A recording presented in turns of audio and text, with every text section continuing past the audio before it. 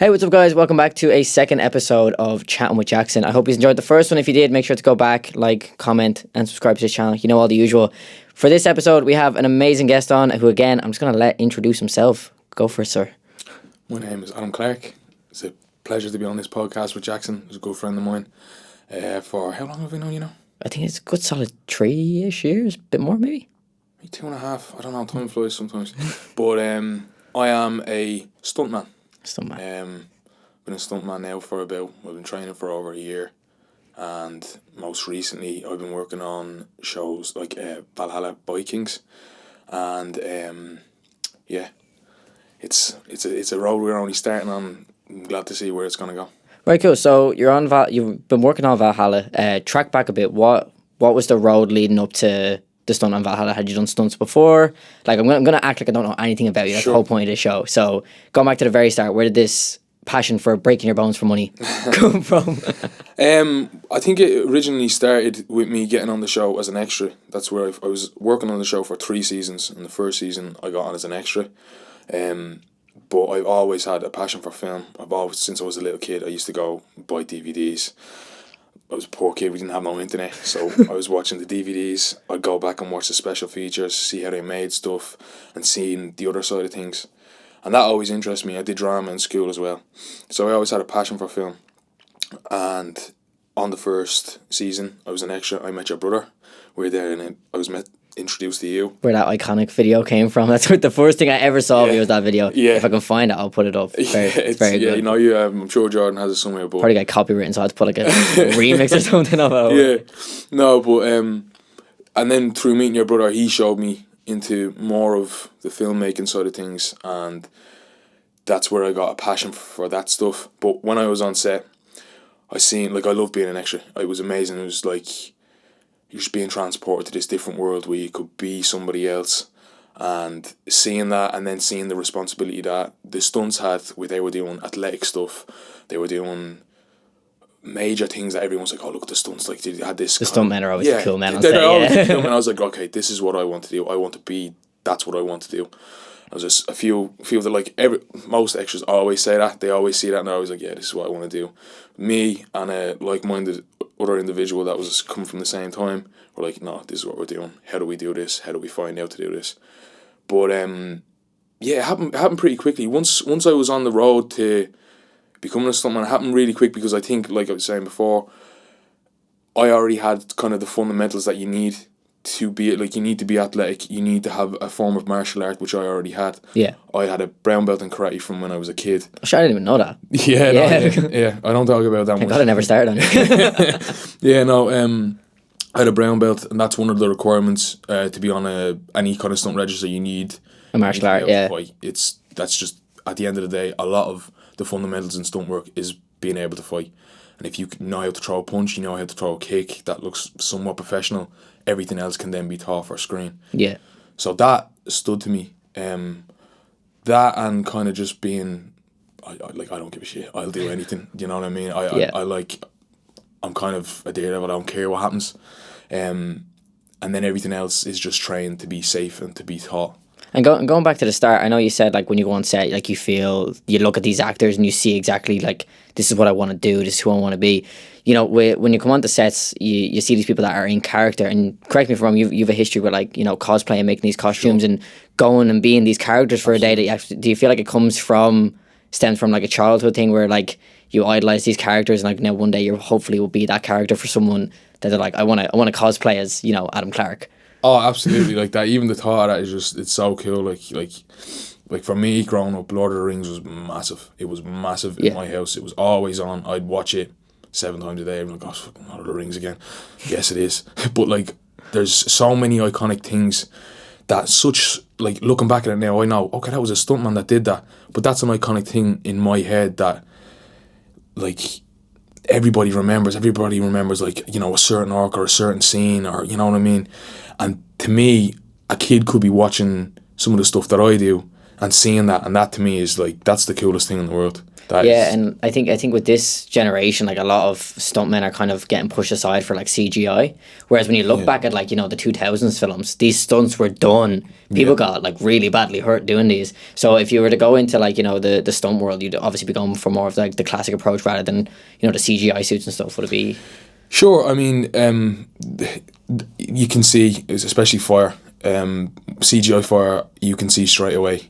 And even looking back to like old, I only watched like The Mummy, the first Mummy again, and I watched the fire on that, and you can see there's a mask all over his face. Whereas now it's got to the stage where just after doing fire so much, you just have gel on your face and you can have an exposed face. Oh yeah, and touching on that, you've been set on fire multiple times, haven't you? I have been. I've been set on fire multiple times. I'm lucky enough to train with Hank Stunts, and he is just a master on fire. He knows everything about fire. The shots you got were absolutely insane. Like I literally was like, don't get me wrong, like obviously me and Adam, we don't get to talk as much as we would like to, just busy lives. But I was like, hadn't seen him in months, and out of nowhere, like I just see a video on Instagram of you just literally being set on fire running around this room, and I was like, do you know what? Go you. Like, some people get new jobs, some people go off and buy a new car. Adam gets set on fire. I absolutely love that. Yeah, no. Don't get me wrong, you are progressing in your career, but like that's just so sick. I would never be able to be set on fire, I don't think. You see, people say that like, I mean, it's a mental thing. You have to get over. It's like you're being set on fire. Like, you know what I mean? It's crazy. Suck it up. Yeah, no, but like, you'd be very surprised what you can do, your body can do, and what your mind can do when you're assured that you will be safe. Like obviously, like we can keep you 90% safe. There is that, or even 99% safe. There's that 1% that something could go wrong. Yeah. But I have complete trust in the team that we train with. Everything is safe. I've been on the safety team. I've been set on fire 4 or 5 times. But I've done safety for multiple burns, and I'd rather being set on fire than doing safety, because you have someone else's life in your hands. I'd rather have my life in my own hands than someone else's. Of course, yeah. But being behind the scenes and doing safety for someone else's burn gives you a lot of an insight into what's going through their head or your head when you're being set on fire. So you're like, okay, I know there's someone over there with an extinguisher. I know someone's over here with an extinguisher. I know everything's all good. I know John's there watching me. He's watching all my movements. He knows if I do an irregular movement, he knows, okay, something's gone wrong. He has to watch for like the domino effect. One thing goes wrong, multiple things go wrong. Yeah, sure. But that's exactly what you need. You need those professionals behind you. Like, I think it's people don't realize like you might watch a scene on a film that lasts maybe like 3 to 5 seconds, but like that could take like a week, if not longer, to film, because they have to make sure the stunt coordinators are safe. Like I don't think people realize, like some stunt coordinators, like they die on set. Yeah. Like they literally have a fall or something wasn't done right. Like you said, it's that 1% chance of it happening. It doesn't happen frequently, thank God.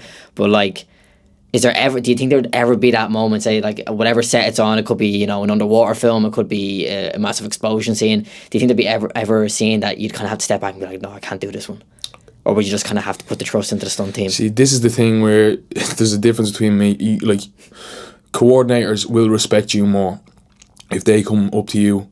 Like, if someone comes up to me and says, can you do this? If I haven't trained in this and I have done this specifically, I should say no, I can't do this. And I will say that, because if I can't do it, and God forbid something goes wrong, like, you don't want to say something to a coordinator that you can do and then not do it, because then you will never get hired again. Like, yeah, that's fair, yeah. You need to be proficiently trained in something to be able to do it safely.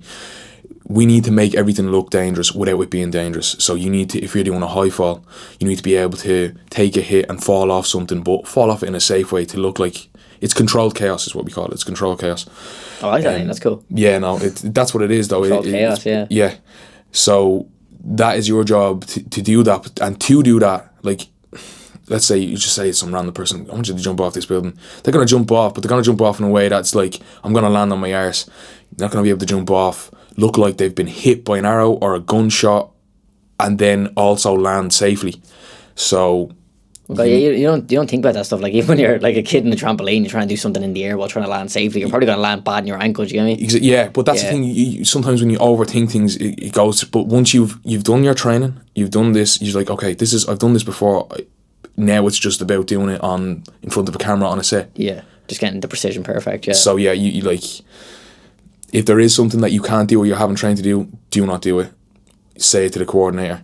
But there's always that little bit in me that's like, no, I can't do this. But you need to train. That's where I'm at now. It's having the confidence in yourself, especially as a stuntman. Like, don't get me wrong, you can be a singer, you can be an actor, you can be a footballer, and you be like, right, I'm confident in what I do. But if you're not confident as a stuntman, like, you literally have your life in your hands. Like, you need to be confident for that job.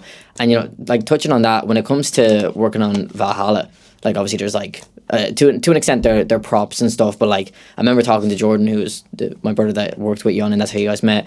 Like, the suited armor that you wear, like, the weight of that stuff, like, how are you supposed to move around in that? There's very, very bad armor that we have. Some of it is very heavy. But then again, extras will be put in stuff that looks great for camera. Their job is more standing around, filling the background, looking the part. Whereas stunts, air costumes will be taken into account, given a bit lighter, just for us to be able to move around. But they're still uncomfortable. Like, you know, I mean, most of these things are practical. There's leather on you. There's studs on you. They're meant to absorb a blow off a sword. So they are quite, you know, they're awkward to move around in. And after a while, when you're standing there, your shoulders are getting pulled in, and it's just heavy. It's weighing you down. You're like, oh my God, what the hell's going on here? It's just like, please get this off me. You go into costume at the end of the day. You take it off, and you're like, well, this is what a normal human feels like. It's like, you know what I mean? No, I remember Jordan coming home and he'd just be like hunchbacked. Like, he'd be like, oh, I just can't move. Like, I cannot move. And he was saying, like, you know, now don't get me wrong, I know how film works. It's not really on the AD or the director or anything. You have to do multiple takes for the safety of it. But, like, has there ever been a moment where you just want to turn around and just walk off set due to, like, running up and down the hills in that armor? There was the first week as an extra. As the first week we were put in, it's on the first season. You can see it. There's Mercian soldiers wearing this yellow costume, and we're following the army in. And as you know, let's say, like with movie magic, you can make a 30-man army look like a 300-man army by multiplying it. So there's about 30 of us following the main character on the horse. He's going up a hill, and it gets to the point where we have to go double time. We have to run to this battle. We've been here all day doing these scenes. Like, we did a camp scene beforehand. We woke up at like 3 a.m. to get the bus down here. At the time, I was working 2 jobs, so I came straight from a night shift to come down and do this. Oh, I remember that, yeah. Yeah, it was rough going, man. But yeah, all the lads, like, were just like, we're not doing double time. We want to go home. Feed me an egg mayonnaise sandwich. I want to go home. Do you know what I mean? But no, we did it like, even though a lot of people moan about those situations, you come back the next day. You want to come back because it's amazing. You're a part of something. And for me, once I got a taste of that, I just wanted to push it further and see how big I can make it. And that's where I am now. I'm in stunts at the moment. And for right now, that's where I can see myself just wanting to progress and do more. This is like this. I think it's so fun to be surrounded by people that are like-minded. Me and Keanon were only talking about this in the first episode. Like, you really have to surround yourself with people that are like just as ambitious as you, if not more. Yeah. Like, you can't really be envious of your friends doing better, because like it strives you to reach those levels. Because, like, you know, I remember sitting down with Jordan, having this conversation with him, and Jordan was like, right, if you want to get into stunts, what's the path? Write it down. And like, you were like, this is exactly what you had. You had a whole plan ready to show us. You were like, this is who I'm going to talk to. This is the training I'm going to take on. Like, what, 2 years down the line, you're fucking doing it. Yeah. You know, you put your mind. Like, I think it's so sick when you see like a friend actually, because don't get me wrong, you have a lot of friends that are like, I'm going to do this and I'm going to do that and I'm going to do that, and you're like, right, cool, but like, how? And then don't get me wrong, you don't want to put them down, but you're like, right, but realistically, give me the plan of how you're going to do it. I want to hear it. You had it ready to go. You had the plan, and like, now you're doing it. I think it's just so sick to see. And like, we were chatting on the way up, like, you have a history in professional wrestling as well, isn't it? That's right, yeah. So before I got into training with the stunts, doing any stage combat or anything like that, I was doing professional wrestling. And that is, it's a similar beast to acting. It has so much in it. Professional wrestling, people don't give it enough credit and don't see it as what it is. There's acting in professional wrestling. There is stunts in professional wrestling. There's athleticism. There's gymnastics. There's everything. Everything is involved in it. Like, people don't realize it's like a live stunt coordination. Exactly. Like, you can't let anything go wrong or the whole thing falls apart. Exactly. There's so much involved in it, and Ireland has a great wrestling community. It's one of the best in Europe. So for me, I was training with the School of Irish Wrestling, and starting off down there, you learn so much so quickly. You learn how to take falls, which is crosses over the stunts. You learn how to grapple, which, believe it or not, a lot of that is in stunts as well. Yeah. But you also learn how to be safe. You have to do this exact same. You have to do it in a safe way, make it look sore, make it look like it hurts, but do it in a safe way and be able to perform as well. There's a lot of the performance. When you take something, you need to express and show that emotion and get that across, because you're performing in front of a live crowd. When you're doing on wrestling shows, you're performing in front of a live crowd, and you need to get that across to them to tell that story. It's the exact same with stunts. You need to tell a story, but with stunts, we can cut, we can rehearse, we can do it all again. Wrestling, you only have one take when you're out in front of a live audience, and that's very, very hard to do. Yeah, I think it stems from, obviously, like I've done acting before, and hopefully want to get back into it eventually. But you know, as an actor who is someone who prefers on screen, because you have those chances to make those mistakes and go back and revisit, I have such a high level of respect for theatre performers. Sure. Because again, like, something goes wrong, you have to be quick-minded, quick-witted, get up, fix it, and keep going. Pretend like you have to make sure it doesn't look like anything went wrong. Yeah. Same with wrestling. If someone gets hurt, if someone, you know, does the wrong kick and someone actually gets hit fully badly. Yeah. Like, I think my brother Luke, massive fan of wrestling. Sure, yeah. Always has been. And I remember when I got to a stage of like, oh, it's fake. He's like, you know, he's laying down the book, the facts. He's like, yeah, it might be scripted of who wins, but you don't realise, like, people get hurt. Like, really badly hurt. So do you think, like, professional wrestling would ever be, like, an option down the line for you to develop this character, develop this persona, you know, kind of take over the country with... Because you have that Roman, like, Reigns fucking stature to you, you know? Yeah. I look at you and I see it's the same kind of, like, you know, I know who I am, and I'm confident in who I am. And I don't think there's a lot of Irish people like that out there at the minute that can really... You know, sometimes you have to hoot for yourself sometimes. And I know that sounds really... Hoot was probably not the best word for it. But you have to toot your own horse sometimes, you know? I think people are scared to, whereas, like... I see your character being the most confident folk that I'd be like, I like him because he knows exactly what he wants. Sure. You know? Yeah, I mean, look, when I was doing it, there was a point where I had to choose one or the other. I had to choose stunts or I had to choose wrestling. I was training 4 days a week doing stunts, or 4 days a week doing wrestling. And then I was training some of those days, it would clash with stunt training as well. And I would have to, and they were, by the way, both of those schools were right next door to each other. It was literally, so I couldn't hide from one. If I was going to wrestling, or if I was going to stunt training, I'd have to walk past wrestling. You feel like you're cheating on your barber, you know, when you go to the man, it was bad. And it's because it's like, I love both. Yeah. But in the end, I chose stunts. And it, like... Was there a significant difference as to why? Or yeah, like, stunts is more something that I'd have my heart set on. Like, I love wrestling. I've watched wrestling since I was a kid as well. Like, I'm a major fan of it. But the payoff for me in stunts was a lot quicker.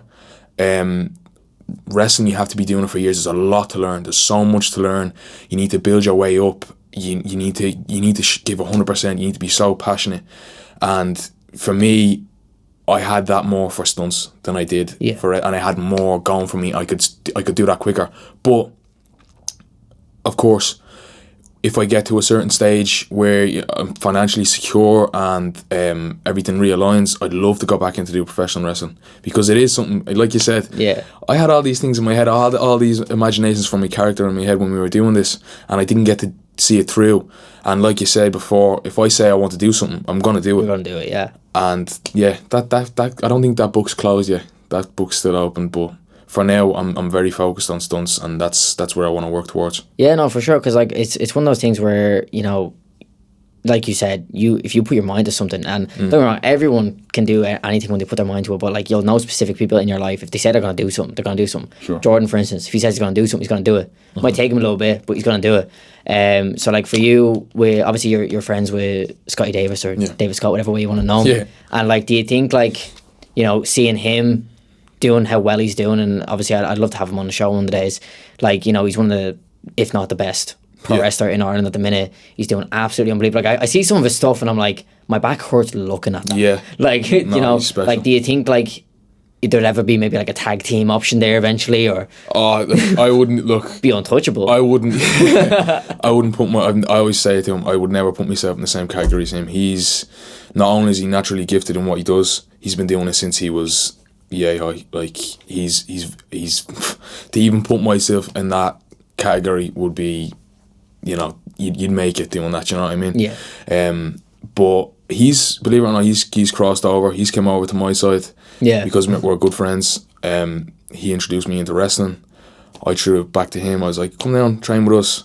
And because he's so naturally gifted, if you're naturally athletic, everything else can be taught. Sometimes athleticism can't be taught. You either have it or you don't, and he just has it. Yeah. Same with most of us. We have that athleticism that you need, and everything else, like sword fighting or you're set on fire, that can be taught through time. So, but yeah. I think we were saying it in on the way up as well. Like, people don't realize, like, you know, with stunt coordination, like for instance with Boxed In, I had this tiny scene that involved like maybe 1 or 2 swings, a bit of a box, bit of a hit. Yeah. And like, you know, don't get me wrong, Max, who played the kind of the villain in the scene, because we never even said his name in the film. We had him called Killian.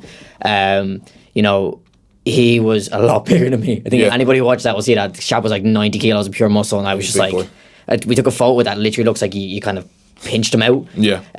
But like, you know, the stunt coordinators had to kind of turn to him and be like, you need to realize like Jack is a lot smaller than you. Yeah. So we had to do this, like you said, he had to bring me to the ground, make it look like a hurt, but obviously I was going to be in control of the fall.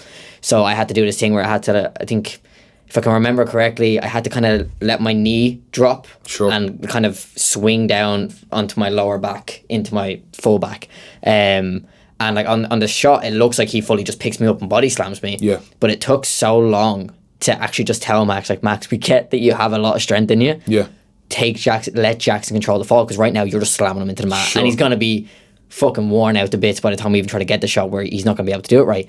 But I remember they had me outside, you know, practicing a punch. And like in my head, I was like, I know how to throw a punch. And then I threw the first and they were like, we have a lot of work to do now. And I was like, oh no. I was like, thank God I've never gotten into a fight, because apparently I would have broke my hand multiple times. Now I wasn't one to do the thumb or anything like that, don't worry. Sure. But I remember by the time I'd done, like when I was younger, silly me had a lot of anger issues that I took out on walls. Okay. My own fault. I was a stupid kid. But we've all done it. Yeah. We've all done it. But it was the council gaff walls, so they're just solid concrete. Yeah. So I ended up damaging a lot of the tendons in my hands. Okay. So by the time we went to do the shot, my hand was just like limp as anything, and I was like, oh no. But don't get me wrong, the guys who coordinated, they were from a place up in Wicklow, I think it was, or Wexford. Okay. They were one of like the main ones. I can't think of the name off the top of my head right now, but like I think I might know just who it is. doing that scene. Like, because obviously you were there for the filming of it, like you can see in the background of the shots, like that scene just gave me a different appreciation for some coordination, because like your man had to like stand behind the DOP as he walked around to make sure he was like, oh no, it's not going to look right from that angle. Yeah. He had to go over and have a conversation with me, like, you know, when they start throwing this hit, move over this way because it's not going to look right. And I think like for what we did and the amount of time we had, the scene looks quite good, you know. It does. It does. I went back and watched it recently, and looking back at it from a stunt perspective, I was like, it does. Everything reads, all the hits read, and then a lot of it, I say, if you were to watch that on mute compared to when a Foley goes in and you have the sound effects, it does it so many favours. But everything read, and it looked great. Oh, thank you. But shout out to the editors. The 2 directors, it was Caleb and Peter that did the editing of it, so they did it well. But like, it's like you said, like with myself, I obviously go into filmmaking on the sides of either directing or behind the camera. Sure. And like, I can't watch a film now without like looking at it and being like, they shot it from this angle, they probably used it. Like, do you ever get when you go in to watch like an action film now, do you pick at it? I like that, man. I like it. I was only saying this to my friend the other day, and he was like, coming from an outside perspective, not knowing anything in film, when you're watching something with them, they notice nothing of what we might notice. You know, we can see these things that are happening. We can appreciate acting. We can appreciate the angles, frame, and that's what I said. I said something about, we're watching Breaking Bad. Yeah. There's this lovely frame where you have Walter on this side and you have his wife on this side, and there's like a separation in the middle. And I'm just like, oh, that's a nice framing. And he just looked at me, he's like, what? I was like, it's a nice framing, and I had to explain to him what framing was. But I love the fact that I can sit there and pick apart these big blockbusters and see like the thought that's gone into these. I appreciate it more now, and like watching fight scenes now, I go back and watch them, and some of them I might not appreciate as much, like some of the films that I loved growing up as a kid that were awful, just the cheesy awful ones. But like there are some where I'm like, I appreciate it even more. But yeah, I don't know. I kind of like it. I like the fact I know more about it now. Yeah, because like I remember I was watching a lot, because obviously I wanted to kind of branch out with what films I was filming and what style and genre. So I had to look kind of into, you know, filming fight scenes and how to do them and all. And you watch some of them and like their transitions as DOPs in these fight scenes are just insane. Like they they go straight behind the guy, but you don't even realize that they've put it into his back, and obviously the next shot they've just brought it straight back out. Sure. But like, I think you have appreciation obviously for the stunt coordinators and the stuntmen that are in the scene, but like you have to like give props to the cameramen who like obviously still work with these. Oh, yeah. Like I think what I'm trying to say is like people obviously go, oh, the stuntman did a great job, oh, the cameraman did a great job. They don't realize how much time goes into these scenes. Like what was it even? There was a scene, I can't remember what, like you see it in a few films that they'll like literally, for instance, I know it's not necessarily stunt coordinated, but there would have been a lot of stunt coordination with the amount of explosives and stuff with 1917. You know, it looks like one continuous shot. Yeah. And like people are like, oh, cameraman did a great job, director. I'm like, there was like stuntmen that had to perfectly, well not stuntmen, but maybe like the explosives had to be perfectly timed. Sure. You know, the stuntmen in the back that are running had to again get everything right. So like you can't just say he did a great job or he did a great job. Like they don't realize how many people it takes to pull these things off. So I think, you know, credit where credit is due, like for you coming on and doing like these, like again, you say you're getting set on fire in the shot. Yeah. You know, you get set on fire 1 second too late. People might look at you and go, "Oh, he's a bit odd," but like you have to realize, like it takes a family. You know, it does. It takes an awful lot to get these things down, and especially when you're portraying something. Mostly, what we do is war scenes or battle scenes. A lot of it is chaos, and you can get away with a lot of it because I mean, real war is mental, anyways, and like some directors want that. Like if you come in, and like let's say you have a fight partner, or someone you're supposed to fight, you're coming through these crowds of people, and you're looking for them. You can't find him. You're just going to take someone else out, but no one's going to notice that. You're in this big, massive battle, and the director might be like, I like that. I like to see that, you know, that's real chaos. That's what would happen in real war. Yeah. So sometimes if things don't always go to plan, it does work in the favour of it. But yeah, there's certain, like, when you're doing big stunts, someone's taking a fall off a horse, or someone's taking a high fall or being set on fire, a lot of it has to be down to a T. Actually, I never even thought of that. Like you see a lot of like, you know, like Valhalla, House of Dragon, Game of Thrones. A lot of these stuntmen falling off horses. Like, is there a mat at the bottom, or is like sometimes they just gotta make that fall work? When we were fighting and we're taking these falls, we're normally padded up. So we'll have pads on, we'll have elbow pads, we'll have a back pad, so we can take the falls without killing ourselves.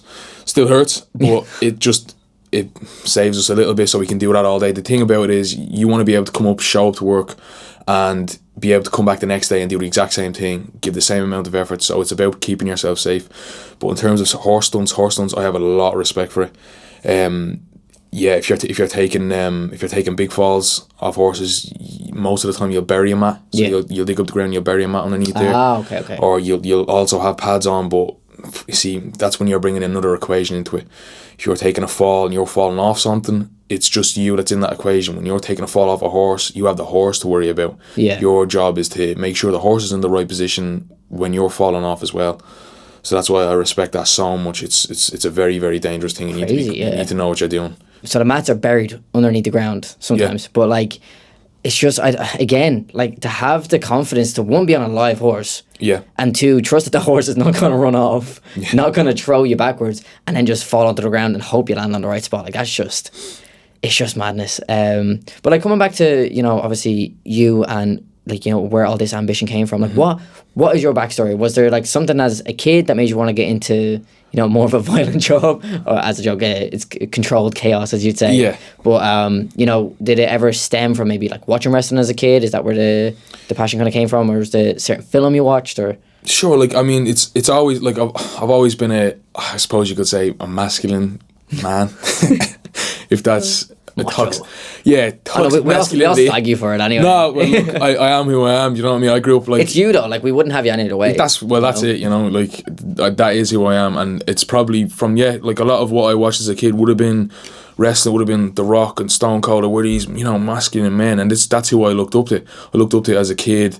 I used to Jean-Claude Van Damme, you know, all your like Stallone, Arnold Schwarzenegger, like, and that was from my granddad would have introduced me to these films, and that's what I grew up watching. Yeah. And even the men in my family, they were all hard, tough men, you know, so it's like, that's what you want to be when you grow up. But like I said, I always had a passion for film, and action films was the major thing that I watched, like Jason Statham, all of these major actors, stunt actors even, if you will, because a lot of those boys can, like, that's where it's kind of fading out now. You'll get actors in now that are kind of, you'll see things that are shot a lot closer up or over the shoulder to hide the fact that they might not be as competent as the old actors. You watch a Jean-Claude Van Damme film, that shit's shot wide. Yeah. He can do all of that stuff. Jason Statham can, you know what I mean? They're all good. Of course, Scott Adkins even, you know. All of these actors are proficient in what they're doing because they're doing all these fighting films, they're doing all these action films, they know what they're doing. So seeing that growing up, that did instill that in me, and then going into karate, that was always who I wanted to. So there was a reason for all behind that. You always thought you were in a film. The G.I. Joe mental state. Sure, man, sure, yeah. It was always those people that I looked up to, was these confident men that like everyone was like, oh, that's the man, like Johnny, that's the alpha male. But I reckon that's got a subconscious And what would thing. be who would be like the dream actors to work with on a fight scene? Like not necessarily like doubling for them, but actually like get to fight against them, whether it's like, you know, working as part of an army gang or you know, saying like being like the main villain or whatever it would be. Yeah, Jason Momoa. Jason Momoa. Yeah, 100%. You look like you could be his son. You do, like, in my opinion, you genuinely look related. Yeah, no, thank you very much. I'll take that as a compliment. But no, he, like, even in this day, like, whoever I grew up as a kid, Jason Momoa's recently who I look up to, because he, again, he's very proficient with sword fighting. Like, there's a show called C. I haven't seen it yet, ironically, but that's great. Yeah, I've been looking forward to watching it. He is very good with katana. He's amazing. Even in Aquaman, you know what I mean. He's in touch with his Samoan roots. So yeah, you see a lot of that on his Instagram and stuff. Yeah, spinning it around, and just he's got an eye for coordination for stunts as well. Like he'll have a big say in a lot of these things that he works on, and he'll go into detail about it. He'll explain it. He'll be like, I want this shot here. I want this to happen. Like he's just gnarly. Like even that scene in Game of Thrones where. Like, he made that role. He made Khal Drogo who he was. He comes up, a man puts a sword to his chest, and the director, George R. R. Martin, nobody wanted the scene in where he literally slices his throat and then pulls his tongue out through his throat. That wasn't supposed to be in. Jason just said it, and then they put it in. So I haven't watched that scene. I don't think my stomach could take it. But like again, you need those. I definitely think you have those roots as well, though, where you know.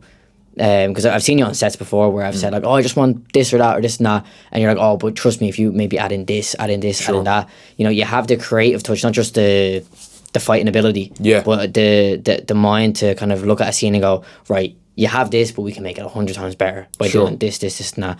So I think it's one of these things where you can be a stunt coordinator, but you have to have that extra little, you know, your man with the salt, you have to have that extra little spice to kind of really stand out. Absolutely, like like being a stunt man, you're taking your instructions from the stunt coordinator. Stunt coordinators are. Sorry, I probably keep saying stunt coordinator. Stunt man. You're probably gonna kill me. No, stunt men are who work under the stunt coordinator. So the stunt coordinator will be. They're like the more experienced stunt man. Sure, maybe in some cases they haven't even been. You don't have to be a stuntman to be a stunt coordinator. You just need to understand. You can study these films, study these fight scenes. It's like saying like a football manager doesn't necessarily have to be a football player. He knows. He knows the tactics and everything of how to make it work. Like you're gonna get more respect off a stuntman if you're like, okay, this man knows, he knows what he's doing. But so a stunt coordinator will make these fight scenes. They'll oversee these fight scenes. They might even say what angles are. You know what I mean? That's his job, and his job is to look after and hire the stunt men to do these jobs. But there is that. Yeah, you're right. You know what I mean? There is that spark in me that wants to create these fights, not just be told like how to do a fight, but that's further down the line. I'm literally only starting off, and I'm so grateful that things have happened as quickly as they have. But I'm just looking to keep that going, learn from as many people as I can. That's the main thing. I just want to learn and absorb as much information from these people. I'm lucky enough to train with Hank Stunts at Victoria Stage Combat, who have done everything for me, and I'm just so grateful. Want to learn everything they can to offer. Just be like a sponge, absorb everything, because they are great, and see where I can take that then. Because it's like, you don't want to let, like, certain people might have certain things, certain bits of information that other people might not have, and I don't want to let that die out. I want to continue that on, his information with me, go over here, take that information with me. Like at the moment I just came back from England. I was live firing guns. I was like, okay, I've done my sword training and stuff like that. I want to go over. I want to get a bit proficient with some guns. If there's some modern stuff that comes to Ireland, I want to be able to use them. Also, I want to be able to like be safe with a gun. So we went over to England, and I live fired like real guns with blanks in them. Oh, so they're like proper weapons, like These are blanks. real Glocks, AKs, wow. M4 and MP5. I think I wouldn't even need a Ryanair flight. I'd just be sent back with one pull, like the pressure of those things. Yeah, no, they're real. These are real firearms, but the ammunition that's ran through, we're using blanks because these are used on film sets. They will use blank ammunition on film sets. Well, unfortunately, not for Alec Baldwin, but no, but that now, again, these are like the crazy. That's America. America's gun laws are a bit more lenient than ours, but we were over there. We were shown how to use them safely.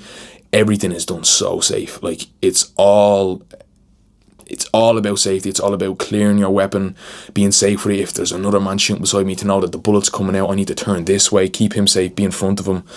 There's so much that goes into that, and that's another thing that I'm learning as well. And I just want to absorb that. That was a great course. I'm going to go back and do a level 2 course next year. That sounds sick. Like, and is the plan to like stay in Ireland and wait for these shows to come in, or is it you moving it abroad and trying to branch out? Like what? Because obviously you told us your plan, like say two and a half-ish years ago now. Yeah.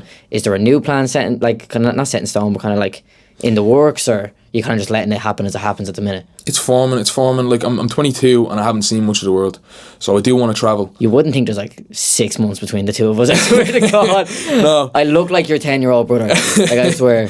Yeah, it's like the ages people have come up with for me is just mental. You're so mature. And I was like, thank you. You haven't seen me what I do at home. Yeah. Like I want to travel. And because I've been stuck in Ireland training, and I didn't want to give myself time to go away because I'd feel real guilty about it. So the idea would be to travel with work. Hopefully, like I'm going over to England for some courses. I might go to Norway for some courses as well. There's some great stunt skills in Europe and France and stuff like that. I'd love to go over and learn off those kind of people, but also for work as well, because Ireland's not. We don't have like big showy things, but my dream is always America. Always. I think it's like, don't get me wrong, as much as there's quite a few things going wrong over there with the gun laws, but that's it's America. I think that'd be a dream for myself, if not Vancouver, because that's like the hot spot for film at the minute. Exactly. There's a few lads that came over from Vancouver actually for Vikings, and they said you can make a serious living because of the amount of shows. Oh, go it's insane! It's the Netflix hotspot. That's so where they do everything. Yeah, and they're the real deal over there. They have like, it's kind of hard to get some. There's not very many people that will do the courses over here.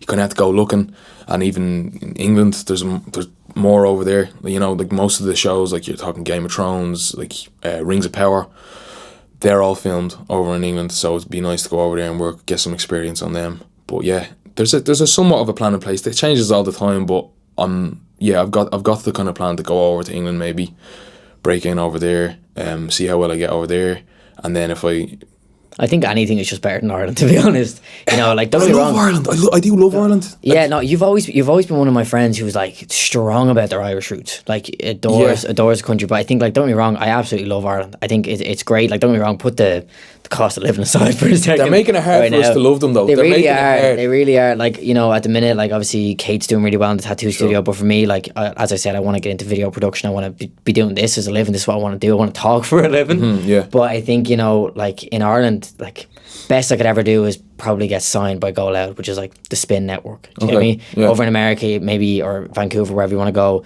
you could rent your own stage studio. You could have your own spot going. You might even get picked up by a network or YouTube or something. Sure. Like, YouTube doesn't really do any of the originals over in Ireland. You see them doing with everyone over in England. Yeah. You know what I mean? Because they have like, put it this way, some of my best mates are from London. Yeah. And they get fascinated to find out that their part of England, London, has nearly double the population of Ireland entirely. Exactly. Like, people don't realise how small of a country we are. But, like, for how small of a country we are, there's so much potential. Yeah. But we have to go abroad to give it out. Yeah. And that's when people are like, oh, no one in Ireland, like, you wouldn't know. Like, for instance, some actors are Irish, like, because there's nothing left for us to stay for.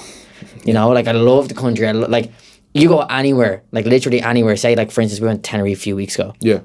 You find an Irish person, you're having the best night of your life. Exactly. You find an Irish group, you're having the best night. The second someone hears the Irish accent, you're a Dublin, aren't you? It's like, yeah, getting sloshed. Like, it's just going to be one of the best nights you'll have. Yeah. But you just won't get that anywhere else. And that's why it's so, you don't want to leave, Yeah, I don't want to leave, but at the same time, like I said, they're making it hard for us to love us.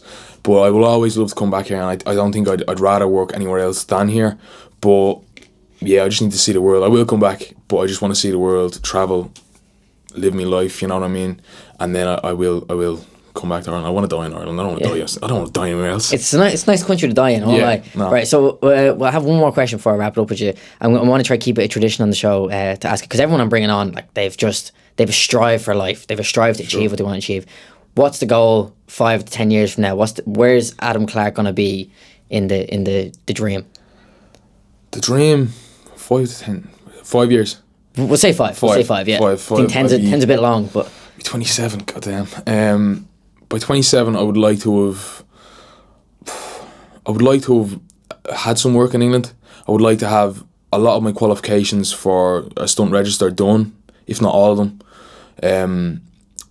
I would like to have had worked in America as well, for sure. Definitely, I would. In 5 years, that'd be the dream. If I can make that, like, I didn't think I'd be here right now saying this. I thought it would have been further down the line. But who knows? Like, I don't know how quick things are gonna move. But yeah, hopefully, if I get my head down, smart with my money, invest in myself, don't get no injuries. Yeah. I think I could see you fall down a flight of stairs and get up and just like fresh. Like honest to God, I've seen you take some falls, so I think we're all right in that sense. But sorry, one more question, leave it at that. Where's the dream place to live in America? Dream place? Obviously we've like Los Angeles for like the hotspot, but like say you could get working anywhere in America, where would be the dream spot to live? Oh, it has to be either LA or New York. I just want to live in like a Grand Theft Auto game. I just want to be walking around like, I drive a car into a pole here. You know what I mean? Like, that's the dream. Like, but all over America. I said when I wanted to go to America, I wanted to start off in New York, go down to the south, North Carolina, South Carolina, Louisiana, New Orleans, go up through California, Las Vegas, lose all my money. I know I lose all my money. And then end up in LA. Like, it's just that circle. But like, yeah, I just like, I'm anywhere in America really, but LA is kind of where I have my heart set. But who knows? Could be anywhere. Who knows? Well, hopefully bring it back on this time next year, and just we'll see what the progress is. I'll make that my goal. I'll come back and we'll see where we are then. Who knows? I think I want to do like something what everyone wears. Like, do you ever see the Billie Eilish thing? She does it for she comes on every year. And she's always see where people are. You can see her, and she's like, okay, she's got some miles on her now. She was nice and like a teenager in one of them, and she's like, yeah, she's full of, and then she comes, she's like, yeah, I'm Billie Eilish. Yeah, she's just kind of getting. She's been through some shit. I think if you have that kind of fame that quickly, it's mad. But thank you so much for coming on. Thank you very much for having me. Again, I'm going to leave Adam's socials down below. Really recommend you give him a follow. If you want to see somebody get lit on fire, Adam can basically guarantee that.